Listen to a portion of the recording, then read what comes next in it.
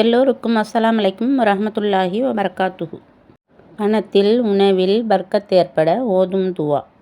ஸல்லல்லாஹு அலா முஹம்மத் ஸல்லல்லாஹு அலைஹி வஸலாம்.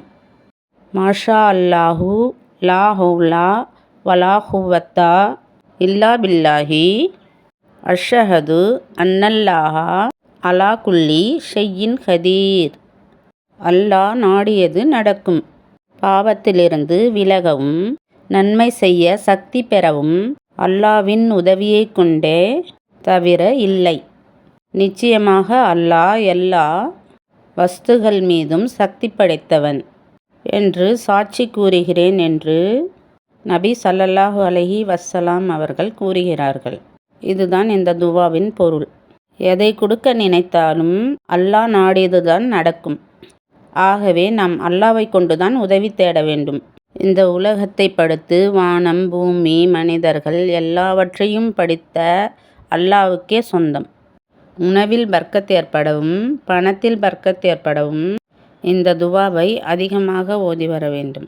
தொழுகை முடித்துவிட்டு ஓதி வந்தால் மிகவும் நல்லது. காலையில் ஓதினால் அன்றைய ரிஸக் அல்லாஹ் நமக்கு எல்லாவற்றிலிருந்தும் பர்க்கத் தந்து விடுவான்.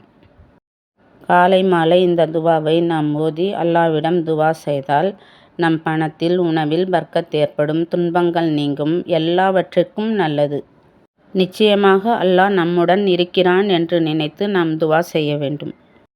யா அல்லாஹ், நம் எல்லோருடைய பாவங்களை மன்னிப்பாயாக, நரகத்தை விட்டு பாதுகாப்பாயாக, ஜன்னத்துல் ஃபிர்தௌஸ் என்னும் உயர்ந்த சொர்க்கத்தை கொடுப்பாயாக, நீண்ட ஆயுளையும் பர்க்கத்தான வாழ்க்கையும் கொடுப்பாயாக, உணவிலும் பணத்திலும் பர்க்கத் உண்டாக்குவாயாக, நம் எல்லோருடைய தேவைகள் உடனடியாக நிறைவேற்றுவாயாக, கபருடைய வேதனையிலிருந்து லேசாக்குவாயாக, துன்பம் கவலை துயரம் அனைத்திலிருந்தும் நம்மை காப்பாற்றுவாயாக, கடன் சுமை நீக்குவாயாக, கொடிய நோய்களிலிருந்து எங்களை காப்பாற்றுவாயாக, நோயற்ற வாழ்வை தருவாயாக, நம் எல்லோருடைய தேவைகள் உடனடியாக நிறைவேற்றுவாயாக. யா அல்லாஹ், யா அல்லாஹ், நம் எல்லோருடைய துவாவை ஏற்றுக்கொள்வாயாக. யா அல்லாஹ்.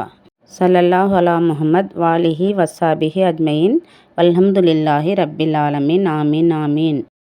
இது அல்லாஹ்வின் அற்புதங்கள் சேனல். இந்த வீடியோ பார்க்குற எல்லோரும் அல்ஹம்துலில்லாஹ்னு கமெண்ட்ஸ் பண்ணுங்கள், லைக் பண்ணுங்கள், சப்ஸ்கிரைப் பண்ணுங்கள். அல்லாஹ் மிகப்பெரியவன். ஜும்மா முபாரக்.